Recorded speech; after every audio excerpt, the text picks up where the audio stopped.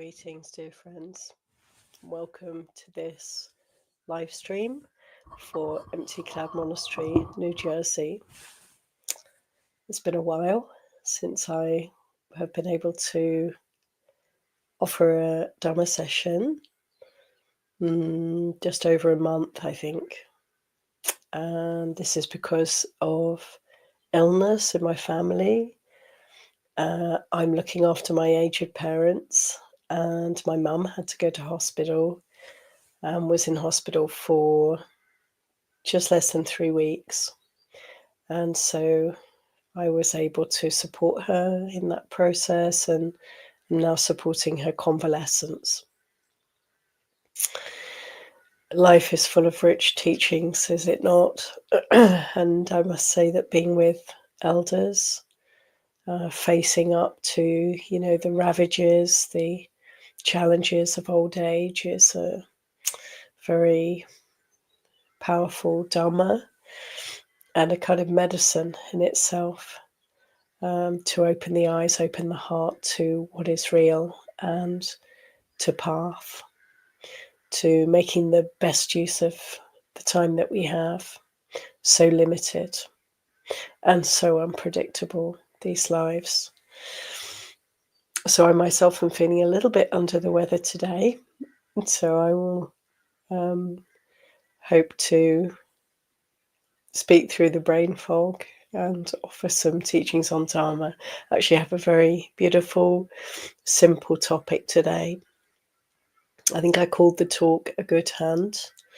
I'm not sure why, but certainly a hand has 5 digits, 5 workable tools that work together in amazing ways to enable us to function. And I'm going to speak of one of the groups of 5 as taught by the Buddha. It's not one of the common groups of 5 that we often hear about, 5 friends, the 5 hindrances. This is another group of 5. I've put some references in the chat for the places in the Pali Canon where this group of 5 appears. So I'm going to start speaking on the Pada Nyanga, the 5 factors or qualities for striving for success on the spiritual path. But before I say any more, I'd like to invite us all to join in paying homage to our teacher, the Buddha. Namo tassa bhagavato arahato samma sambuddhassa. Namo tassa bhagavato arahato samma sambuddhassa. Namo tassa bhagavato arahato samma sambuddhassa. Buddhaṃ Dhammaṃ Sanghaṃ Namasami.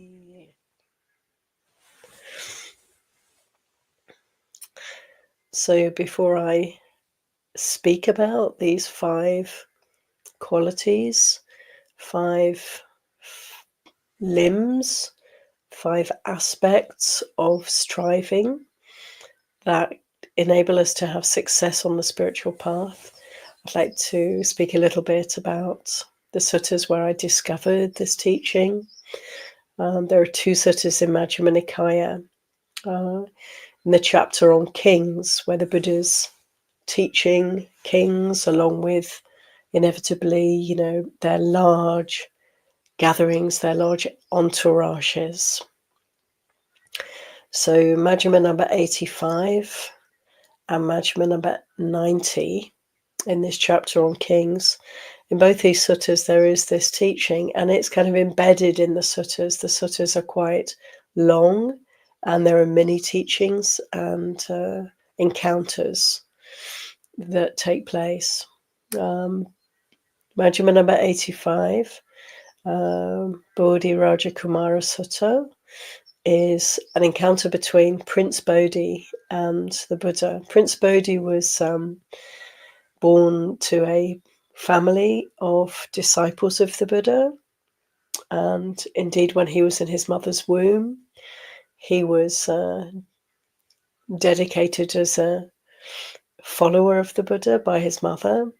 And again, when he was an infant, his nurse visited the Buddha. His nanny took him to the Buddha, and again vowed on his behalf that he would be a lay follower for life of the Buddha. So he was very fortunate, blessed with a good start in life. Being a prince was pretty good, but what I mean by that is that he was introduced to the Dhamma. So he had this really good start in life, and on this occasion he came to invite the Buddha to open, to sort of be the first happening, the first event in a new building that had been created by the prince. This was a custom, and still is a custom in the Buddhist world. When there's a new building to be inaugurated, then the Sangha will be invited to come. And like the first thing that we would do is have Dhamma talks, have a focus on the Buddha's teachings take place in the new building. So this is a very auspicious event. So Prince Bodhi invites the Buddha. Actually, it's a very interesting little side note here is that in the sutta, we see how Prince Bodhi had a white cloth laid over the entire entrance to this building and the entire area inside the building where the Buddha and his disciples were invited to come and sit and receive the meal, receive the alms food. And when the Buddha, and with Ananda, his attendant, with him, when they approached this scene, the white cloth shrouding, the entire space, the Buddha paused and he wouldn't go any further. It's really interesting. The Buddha kept silent. He didn't say anything. Except I think he might have invited Ananda, or Ananda spoke spontaneously. I can't remember which. But Ananda had a conversation with Prince Bodhi and asked Prince Bodhi, who was trying to get the Buddha to come in. The Buddha was just standing silently, wouldn't come in, wouldn't step onto even the first step on the way into this new hall, this new building. Ananda spoke to Prince Bodhi and said, you'll need to remove all of this white sheeting, this white cloth from this area before the Buddha can enter. So it's quite interesting. So Prince Bodhi removed all the coverings and he asked, this was a mark of respect to make it very clean and pure for the Sangha headed by the Buddha, to come into this building. I thought I was doing the right thing. And the Buddha's response was that he had consideration for future generations. So I find that very fascinating. I must say that sometimes we will be invited, Sangha members, to lay people's homes or to buildings, open spaces, community spaces, and there may be this kind of very, respectful effort to cover seats, chairs, floors with white cloth to make it very beautiful and clean for the Sangha. But when this happens, I'm often reminded of this teaching, and out of consideration for future generations, how the Buddha was encouraging this kind of activity as not necessary. We don't need special efforts in this way. in order to come and offer teachings. This kind of practice is not necessary. So anyway, Prince Bodhi invited the Buddha in, offered the Buddha a meal, and no doubt there were many people present, Sangha members and also lay friends and followers and supporters of this prince.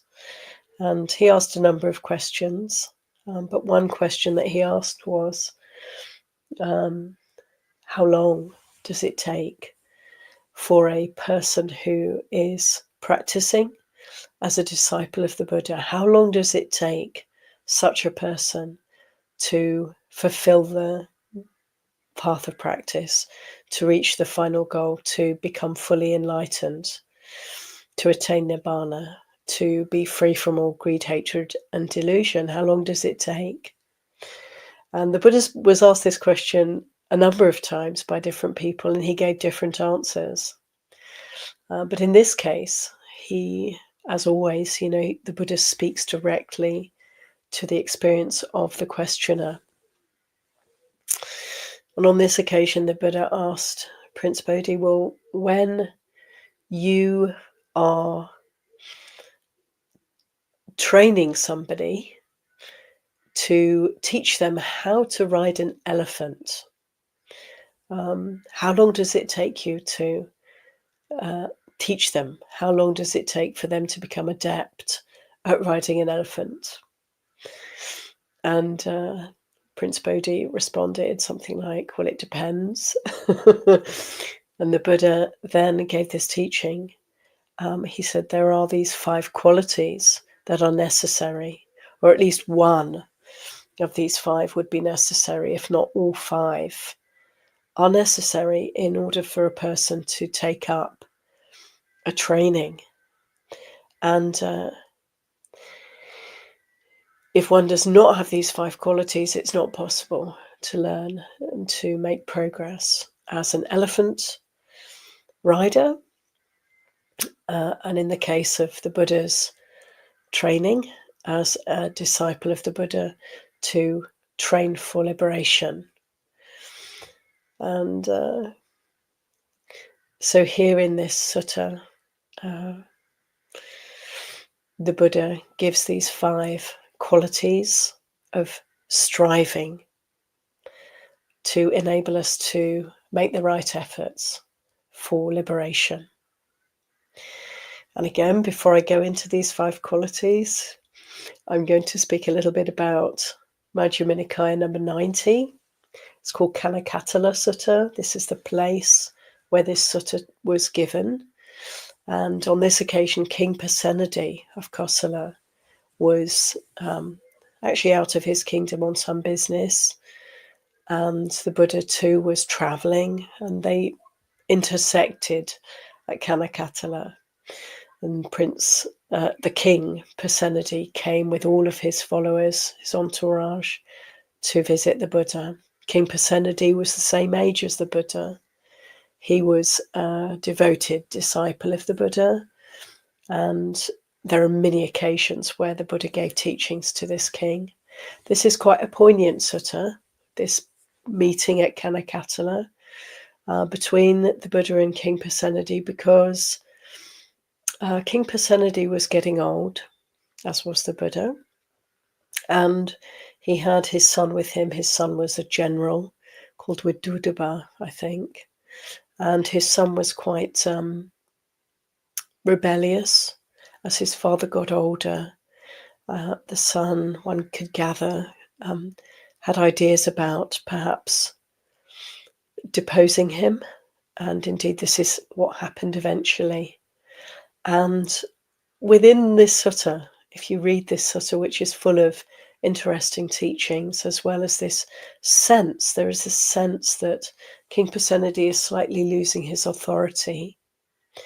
So he's surrounded by people who are not completely devoted to him, who might be a little bit chafing at the bit, a little bit rebellious.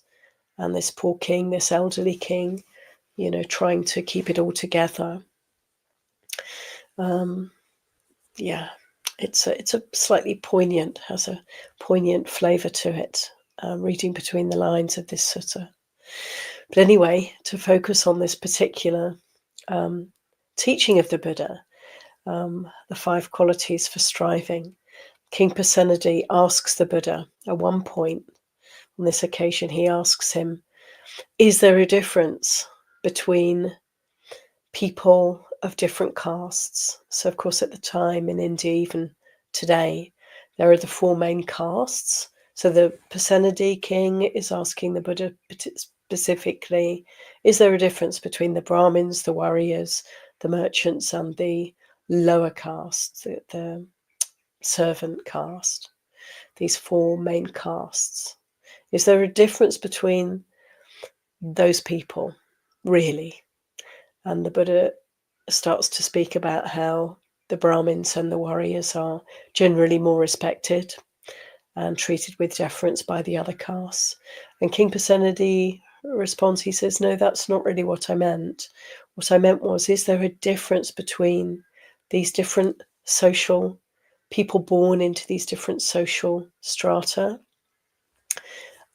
in their destination after death, in their trajectory, in their destiny? Is there a difference in that between them? And the Buddha then gives this teaching. He said to King Pasenadi that there's no essential difference depending upon what kind of birth we have, what kind of good fortune or ill fortune we have in terms of where we're born, to whom we're born, which social class we're born into, which caste we're born into. There's no real difference in people depending on their caste. The real difference between people depends upon their degree of taking up, of exerting in terms of these 5 qualities for striving. That is what makes a person. These 5 qualities for success on the spiritual path are what distinguish between us. The degree to which we cultivate these qualities is what really counts. So again, the Buddha gives this teaching. So this teaching is also found in one other place in the Pali Canon that I found, which is in Anguttara Nikaya, the Numerical Discourses, Book of Fives, number 53. And in Anguttara Nikaya 553, there is simply this teaching. Just the 5 qualities are mentioned here.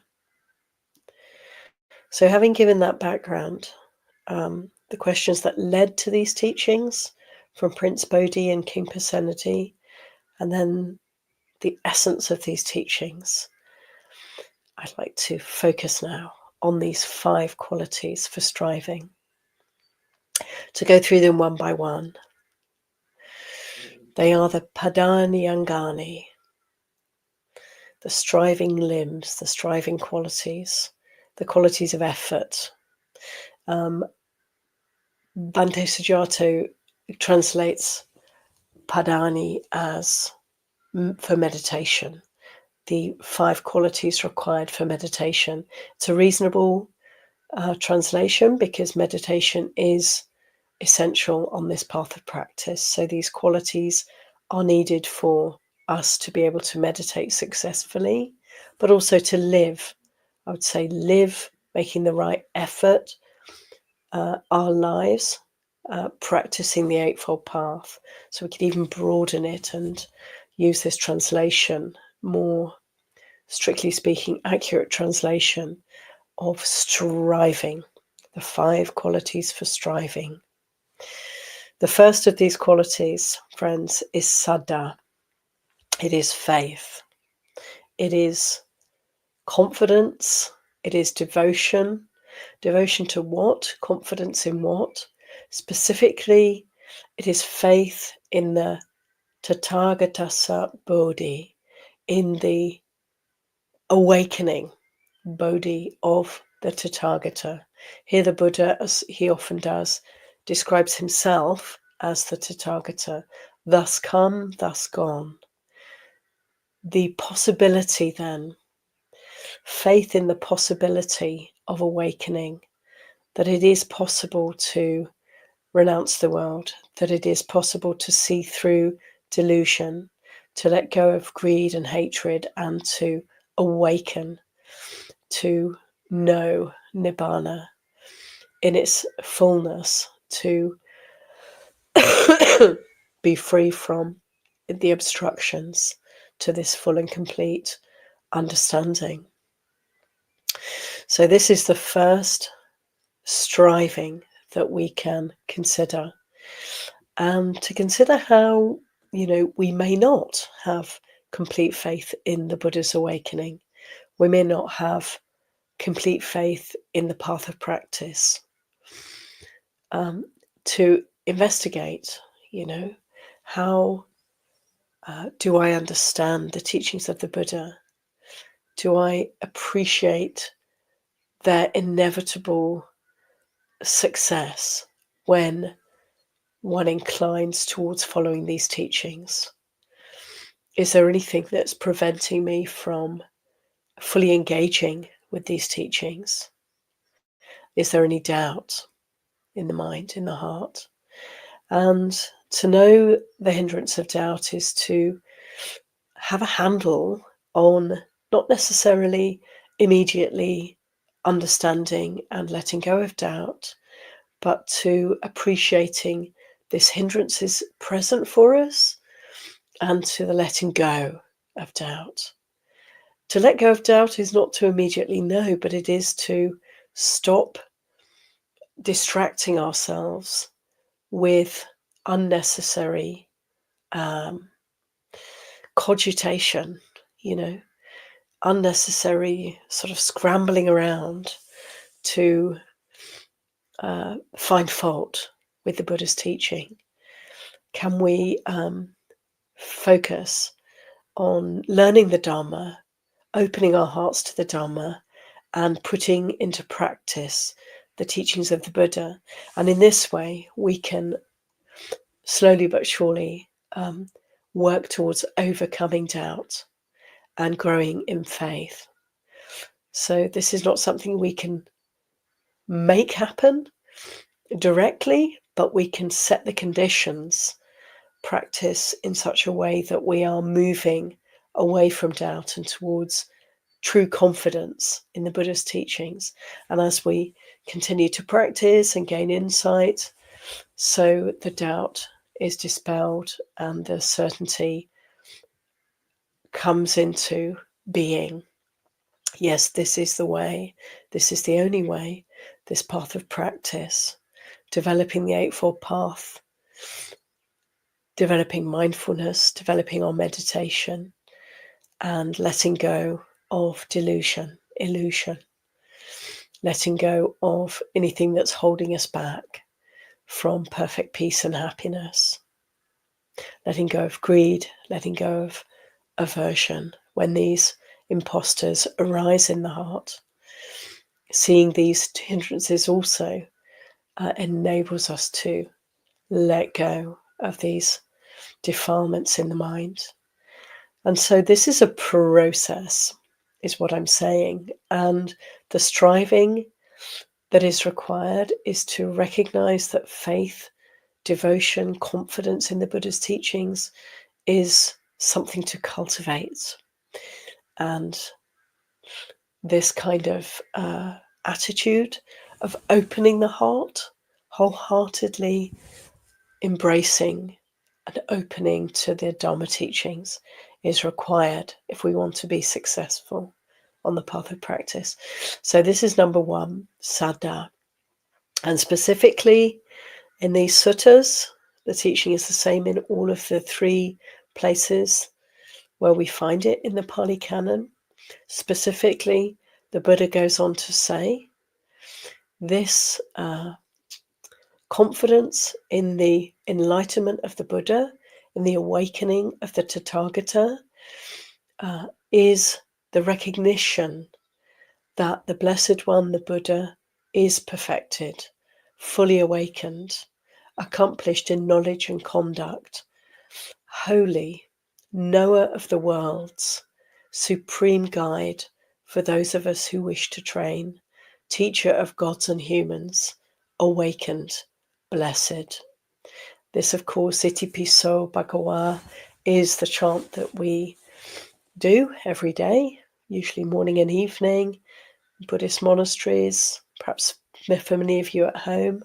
The acknowledgement, acknowledging the virtues of the Buddha, acknowledging who the Buddha was, or rather the awakening that had happened and the qualities that arose from this awakening. So this is also quite inspiring for us to consider the qualities of the Buddha, to cultivate this saddha, this faith, this confidence, this devotion to our teacher. So the second of these strivings for success, these qualities for striving, the second is appabado, apatanko. This means appabado means one who's free from disease, free from affliction, and the same apatanko, free from illness, to be healthy, in short, to have a good constitution. So this isn't something we can necessarily feel we have much control over, yet it is a striving that we need to consider developing and cultivating. So to aim for good health, to work for good health, to do the best we can with the conditions that we have.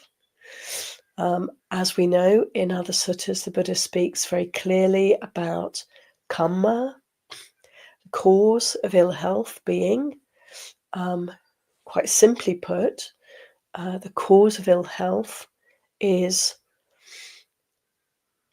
some kind of unfortunate choices made in the past, some kind of cruelty or unkindness that has happened. And that's something not to take as a personal wrong and fault, and feel guilty about, but rather to consider that the causes of health come about through goodness, through kindness, through generosity, through acting in ways that promote harmlessness generally in the field. So that to me is a very pertinent piece of information for us.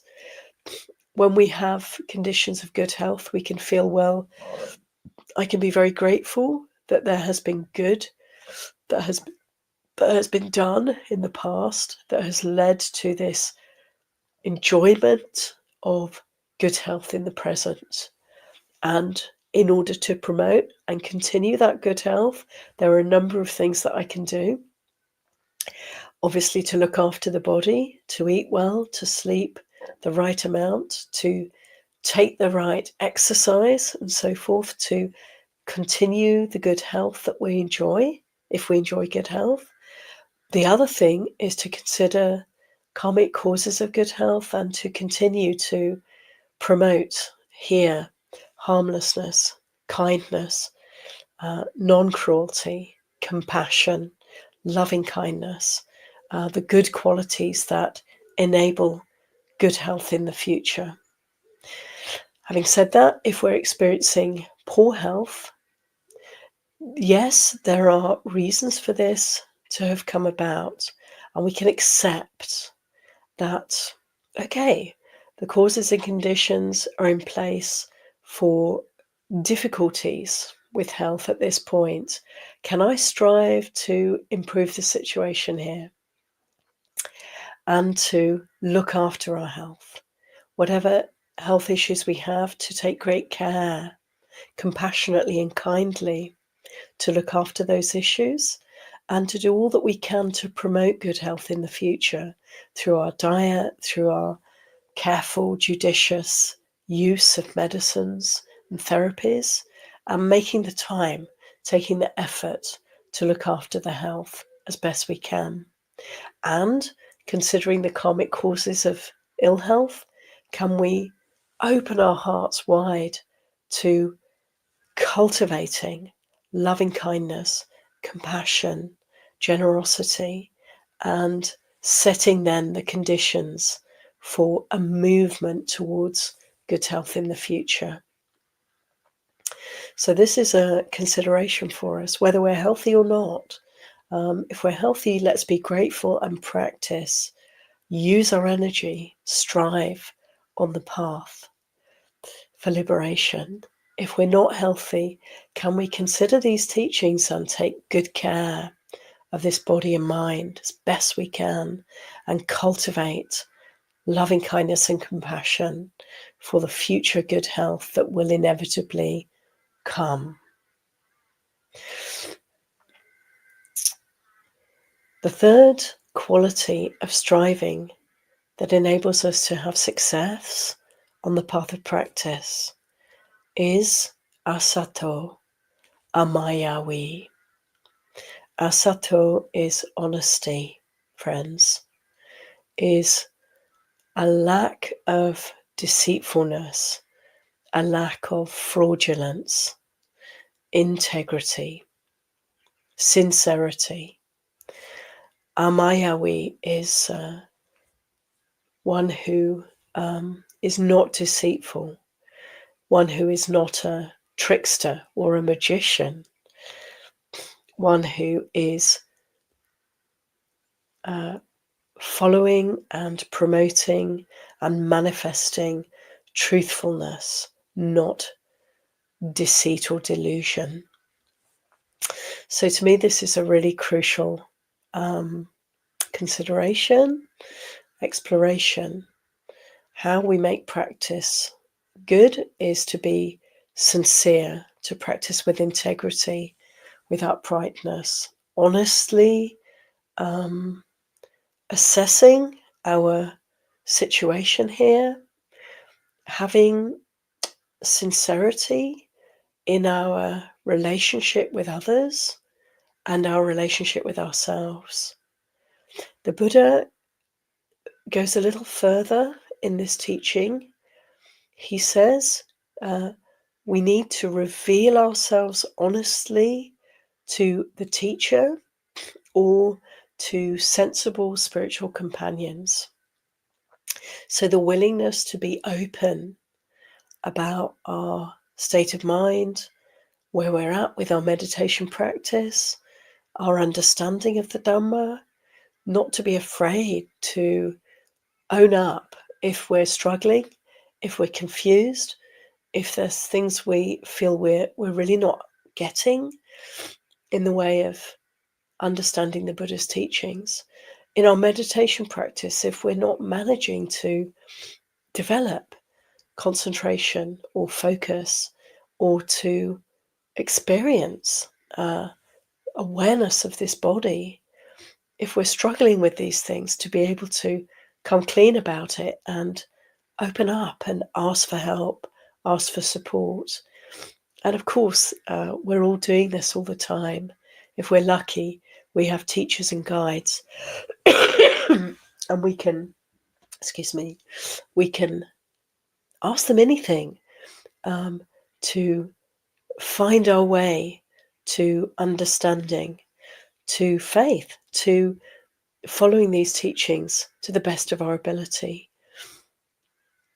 We could also observe how honesty for the Buddha was, even before he became the Buddha, this quality, satya, truthfulness, was paramount for the Bodhisattva. We're told elsewhere in the Pali Canon how the Buddha, the Bodhisattva before he became the Buddha, made mistakes through countless lifetimes. He was trying to cultivate the parami, the virtues that would enable him to become a Buddha, a self-taught, enlightened one. And he made many mistakes and he broke all the precepts in the course of this endeavor over huge periods of time, many lifetimes. But the one precept that the Bodhisattva never broke, he never stepped away from this precept of honesty, truthfulness, not to tell lies. The Buddha, the Bodhisattva, before he became the Buddha, never told a lie.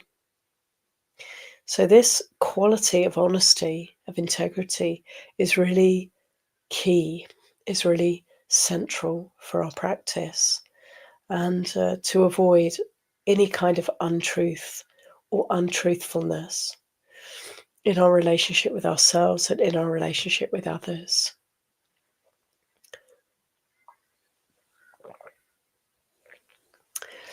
And the fourth of these strivings, these qualities that we want to develop in order to be successful on the path of practice, is Aradaviriya. This is effort, making effort. So we strive to strive. We make effort to strive. The right kind of effort, the right kind of energy. What this really speaks to for me is to give our attention and give our life force, our vitality to the practice, to, rouse up energy and to channel our energy for liberation. We can channel our energy into all the different aspects of the Eightfold Path, including meditation. So there's for me, a sense of paradox there, that the way it looks when we meditate is that we're sitting still and we're not doing anything. There's no movement, there's no action, there's no obvious energy being moved around. When we sit and meditate, there's stillness, there's relaxation, there's peacefulness. And yet, as we know, to meditate requires great effort and energy internally to pay attention, to allow ourselves to bring up and exert attention, to be mindful, to pay attention to the object of meditation, whatever it may be for us, to practice vipassana, also to practice samadhi, to whether we're developing wisdom, insight through observing reality as it is, the arising and passing away of dhammas, of phenomena, or whether we're channeling our energy to attend in a more focused way, to practice the jhana, to have a break, to have some peace, to allow for deep relaxation in our practice. And these two aspects, vipassana and samadhi, samatha, both require effort, energy, atape, the kind of willingness to put our vitality into this practice. Here in this teaching, the Buddha gives this quality of aradaviriya, it's firm, strenuous effort.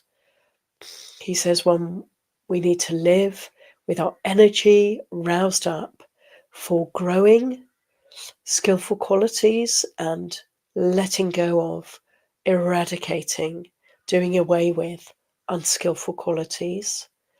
We are strong. We want to be strong, staunchly vigorous, not slacking off when it comes to developing on the path of practice. So this is pointing to the four right efforts: the effort to develop good qualities, to let go of unwholesome qualities, to not allow unwholesome qualities that have not arisen to arise, and to bring up wholesome qualities that have not yet arisen. For this, we need to understand the qualities that are required for the path of practice and those that are to be let go of. And so to learn the Dhamma, to make effort also to consider the teachings of the Buddha, to refine our understanding, and then to put into practice this way of refining our goodness, letting go of the unwholesome, and in this way developing on the path. The final quality, striving, the final striving for liberation required quality is panyava, that is wisdom. To have the wisdom, the Buddha in this particular teaching describes panyava, this quality of wisdom, in this way.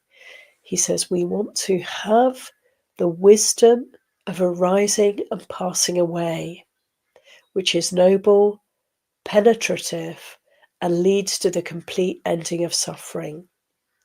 So this aspect of wisdom is often described by the Buddha as understanding of the Four Noble Truths, the cause of suffering, desire, letting go of desire, appreciating the cessation of suffering, and the Eightfold Path that leads to the end of suffering. Well, here, this limb, this quality of wisdom in the 5 right strivings is the ability to see the way things really are. This is our meditation practice. This is our vipassana practice. To develop the wisdom through meditation, to see the arising and passing that's happening moment by moment with incredible rapidity when we pay attention to our actual experience. So to see the arising and passing, momentary arising and passing, is to develop wisdom. It is wisdom that arises as a result of our opening to this reality. And for many of us, we start practicing meditation, and we're mostly initially dealing with a mind that's pretty wild and distracted, jumping from idea to idea, past, present, future, concept after concept, memory after memory. It's very difficult for us when we start meditation to find any kind of peaceful, present moment awareness initially. But as we pursue the meditation practice, pay attention to the body, pay attention to what's present in this moment. As we develop this ability to be present, we start to gain some body awareness. We start to appreciate freedom from thinking and creating constantly and imagining and proliferating. And we begin to come home to the present moment awareness, here and now. And as we develop this ability, we can start to perceive how it is that these characteristics of reality are manifesting. That is, anicca, dukkha, anatta, constant change, impermanence, unsatisfactoriness, and not self. No essence, no core to this experience, constantly changing, arising and passing of reality, of kalapas, of components of experience, of dhammas. And this arising and passing ability to perceive, to know, to observe the way things truly are, enables us to grow in wisdom. The wisdom that enables us to let go of all the illusion, delusion, of all the holding to conceptualization, all the proliferation of the mind, and we get to land in reality. And so this fifth quality of striving is the development of wisdom. We need to develop wisdom, friends. We need to develop wisdom through our meditation practice in order to successfully walk this path to the final goal of complete liberation. So these five, I'd like to recap. These five qualities for striving are to have faith in the enlightenment of the Buddha, therefore faith in the teachings of the Buddha, confidence in these teachings, so then we can wholeheartedly follow these teachings. To be free from disease or affliction or illness, we can cultivate the qualities that bring good health through developing kindness, compassion, generosity. Also, we can take good care of our health, physical health, mental health, through wisely attending to this mind and body. And if we have ill health, we can take good care of that with great kindness and compassion to enable the best possible health to evolve in the future. Honesty is the third quality. To be sincere, to be authentic, to have integrity, to be willing to open up to others about our flaws and faults and difficulties and challenges. And in this way, we can move through all the obstacles and hindrances towards success on the path of practice. So honesty and integrity, how vital they are in our practice. And fourthly, Aradawirya, making strenuous effort, channeling our energy and putting our energy into this practice and bringing up energy, being willing to rouse up energy and apply it to our meditation practice, to our practice of the Eightfold Path. And finally, wisdom, the wisdom that is our interest in what is true, what is real. Excuse me. To cultivate wisdom is to cultivate insight into the way things are.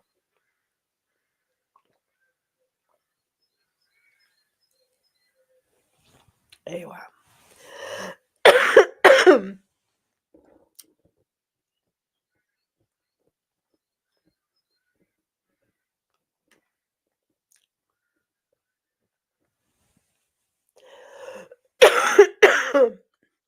Excuse me, friends.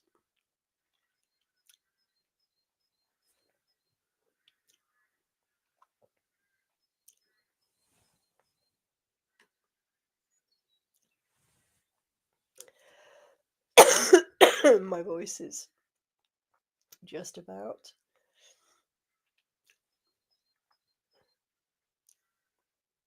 running out of steam.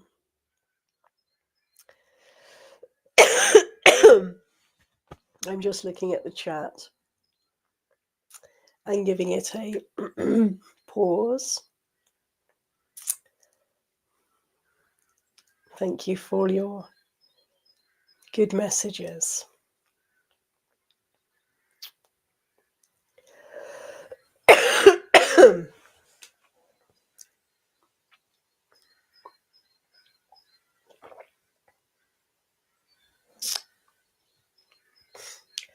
Just bear with me while I rest my voice and have a look at the questions.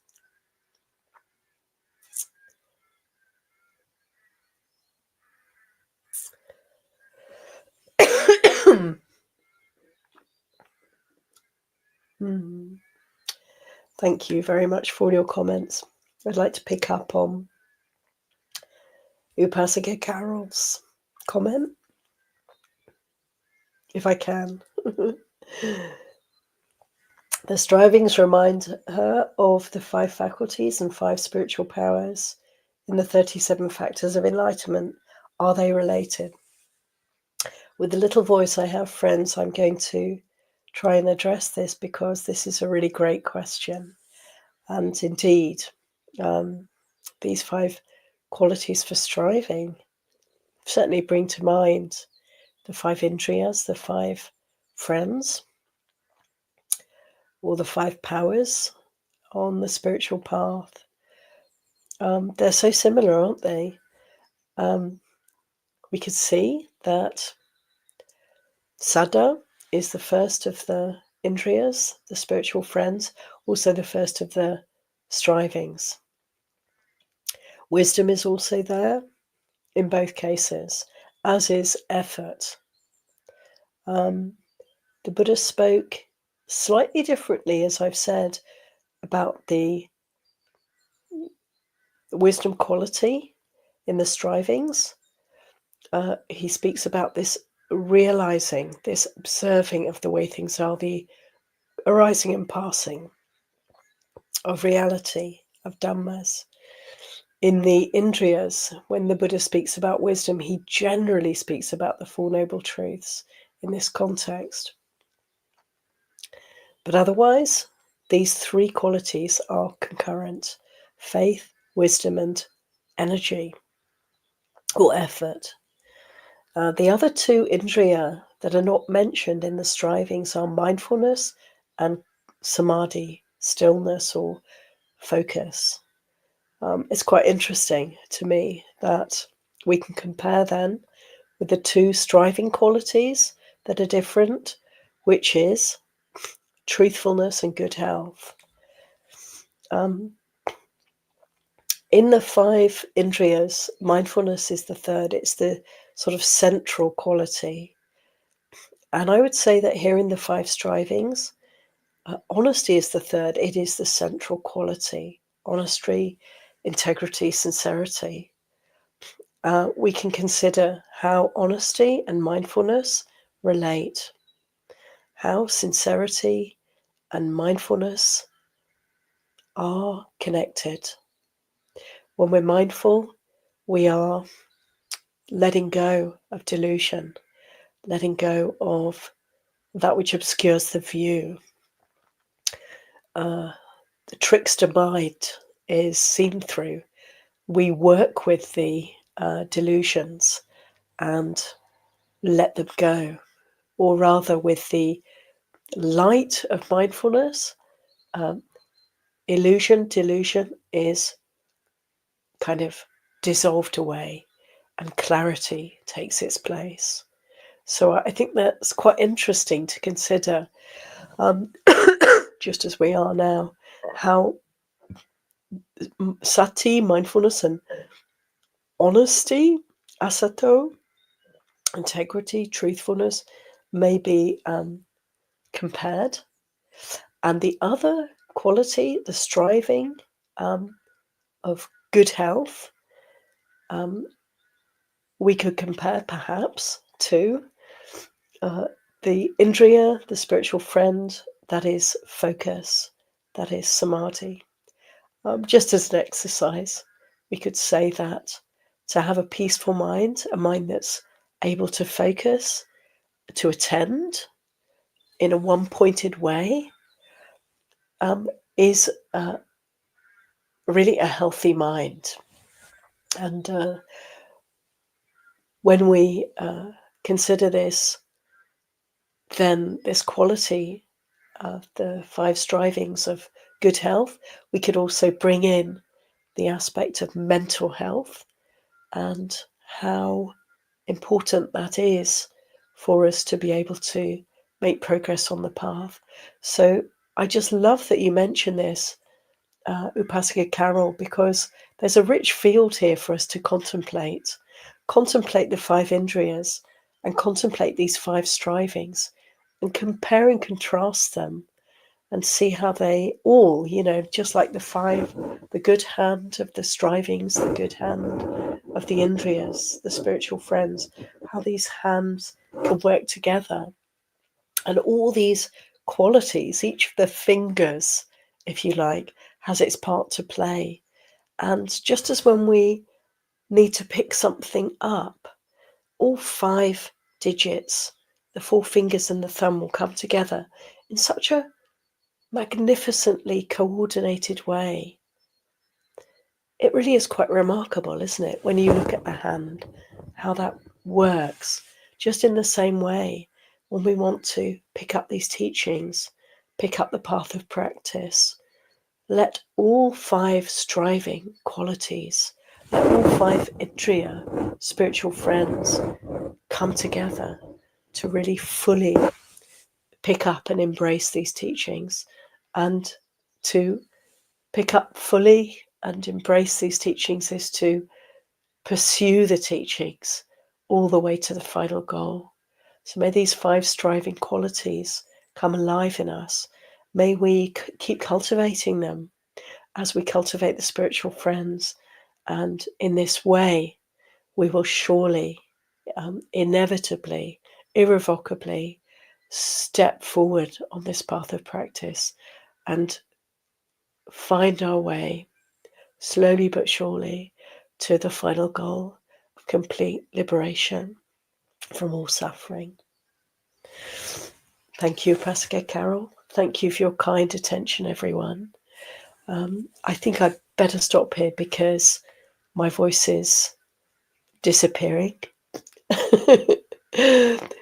Thank you for all your comments and questions. And to Japal Sin, I just want to very quickly say all beings are capable of attaining the final goal of full liberation from suffering. We're all on the same trajectory, but it is really in the human realm that we have the possibility of understanding, comprehending, and putting into practice these teachings. We are very fortunate to have a human rebirth at this point in time. Whatever the conditions of our human life are, let's make the most of them. And recognizing how short life is, let's apply our energy wholeheartedly to this path of practice. And to conclude, dear friends, I'd like to invite all of us to pay homage again to our teacher, the Buddha, with 3 sadhus. Sadhu, sadhu, sadhu, Anumodami.